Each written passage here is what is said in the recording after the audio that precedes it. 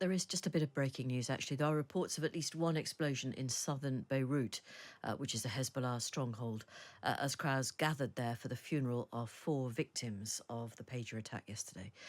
So there will be more on Times Radio throughout this afternoon and this evening. John Pinar will certainly have more details on Drive from 4 o'clock. Zach Anders is a freelance journalist based in Tel Aviv. Zach, first of all, is there any indication that the Americans knew that this was about to happen?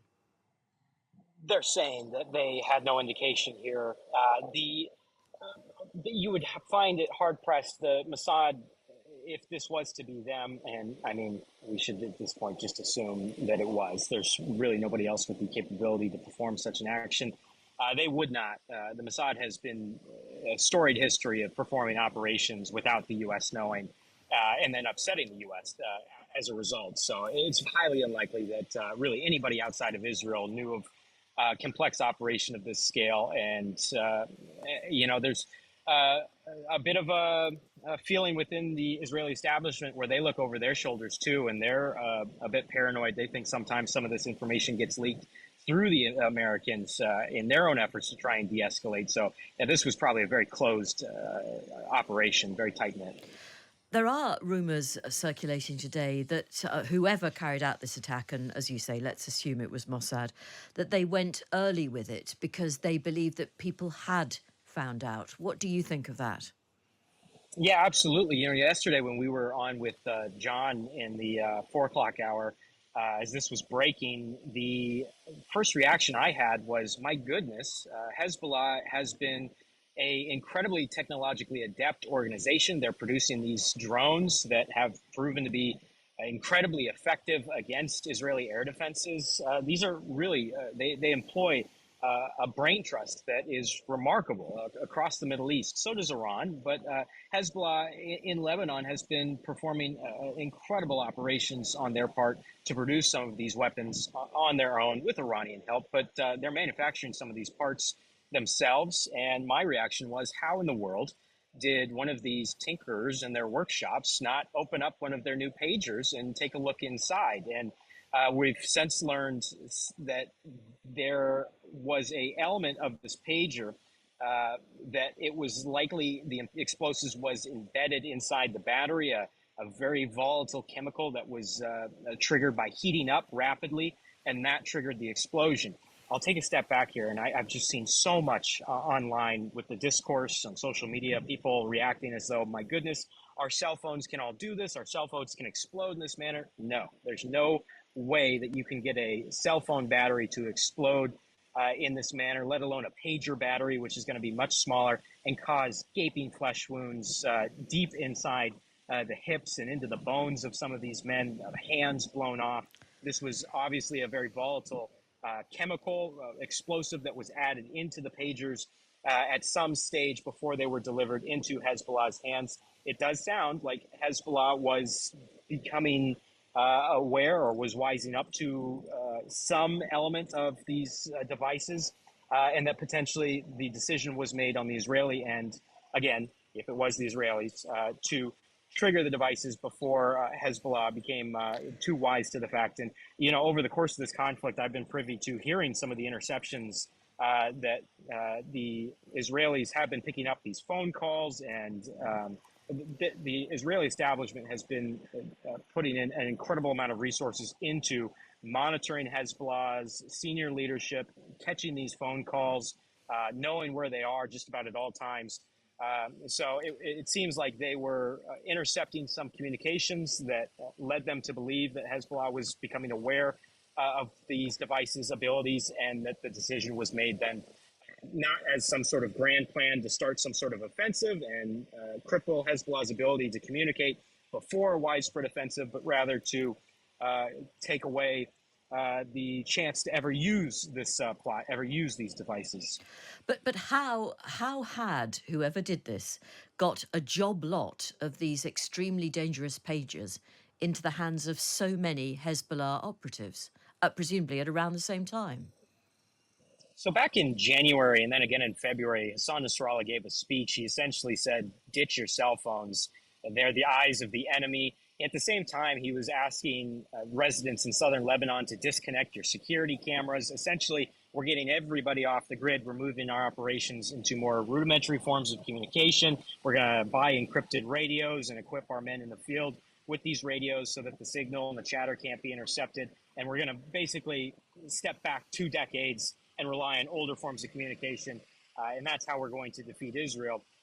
So in that process, the reporting now coming out of the Wall Street Journal, Reuters tracking where these devices came from, Taiwanese firm that opted to allow some third parties to manufacture their design. And this pager itself, it's the latest reporting as that this is being followed through the supply chain, is that they were being manufactured in Budapest, and that at some point the again, potentially the Israelis allegedly were intercepting these devices in shipment and making the modifications to them that the distributor, the manufacturer, the owner of the trademarks, they had no idea that any of this was happening. They're coming out really strongly. I've seen some reporting out of Taiwan today. The CEO is giving interviews saying, absolutely not. We had no idea. We had no way of knowing that any of this was intercepted in its journey to the distributor and then again to its final destination when Hezbollah was purchasing. But again, at some point, you've got a shipment here for allegedly, as Reuters is reporting, that there were 5,000 pagers ordered of these devices ordered by Hezbollah. So, I mean, it's 2024. How many companies across the world are putting in that big of a shipment for devices that are pretty much obsolete, except at the time, Hezbollah buying 5,000 pagers? It seemed like a fairly easy equation for Israel, allegedly, to work this out and to try and intercept before they were distributed. Thank you very much, Zach. That is Zach Anders, who is a freelance journalist. He's based in Tel Aviv. A lot of information there. So I hope that has begun to make sense of what has happened. Now to the Middle East. Hezbollah has blamed Israel for the deaths of 12 people and vowed to get revenge following the explosion of thousands of pages yesterday. Israel has made no comment, although multiple reports say that Israel's Mossad spy agency is responsible. So it does rather beg the question, what will Hezbollah do next? Just to get the latest from on the ground, we're joined by the reporter Edmund Bauer, who is in Beirut. Edmund, what's the latest that's being said there about how, if it was Israel, how these pages were tampered with? Yeah, we really don't know at the moment exactly how the pages were tampered with. There's a number of different theories going around that they may have been intercepted en route. I think the idea that the initial theory that the battery inside the pager was combusted remotely has been, if not debunked, I think many people are doubting it, having seen so many videos yesterday of pages exploding. It looks as if there was a small charge which was detonated either remotely or with a timer. Everything at the moment is really just speculation in terms of how the operation was carried out. There's one small thread, isn't there, that the Taiwanese brand that was on these pages, Gold Apollo, that company says they denied involvement in manufacturing them, saying the manufacture was subcontracted to a Hungarian firm. Right. I mean, most of my reporting has been just in hospitals here, looking at the injuries that have been caused, exactly what led those pages to go off all over the city or all over the country. I haven't been following so closely. What kinds of injuries have you seen, Edmund? There are numerous injuries. The latest press statement from the Health Ministry says that a number of amputations have been carried out up and down the country. People are reporting burn patients in hospitals. I spoke to the minister yesterday, and he told me that every hospital in the country is receiving patients. I believe it's still the case that most victims or most patients are still suffering mostly injuries to the hand, to the face, particularly to the eyes. And this is what we're hearing the most of. What is being said there about any potential retaliation by Hezbollah? Retaliation, we're still not sure. The Hezbollah's leader, Hassan Nasrallah, is due to speak tomorrow at 5, so we'll see.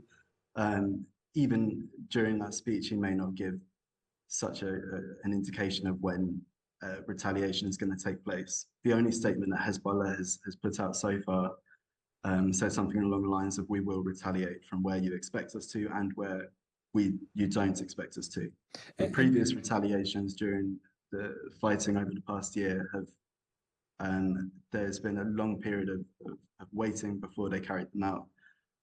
So I don't think we're gonna find out anytime soon. And just in terms of the lead up to this, has there been much in the way of actual armed conflict along the Lebanese border there?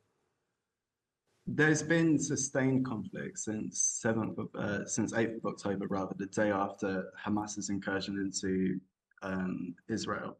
It has ramped up steadily over the course of, and we're going on almost a year now. Most of the fighting has taken place along the border, so airstrikes, missile strikes, and drone strikes on mostly targeted Hezbollah locations on this side of the border. But also in the east of the country, and targeted strikes in Beirut and in Saida, a number of other cities. Edmund Bauer in Beirut, thank you very much.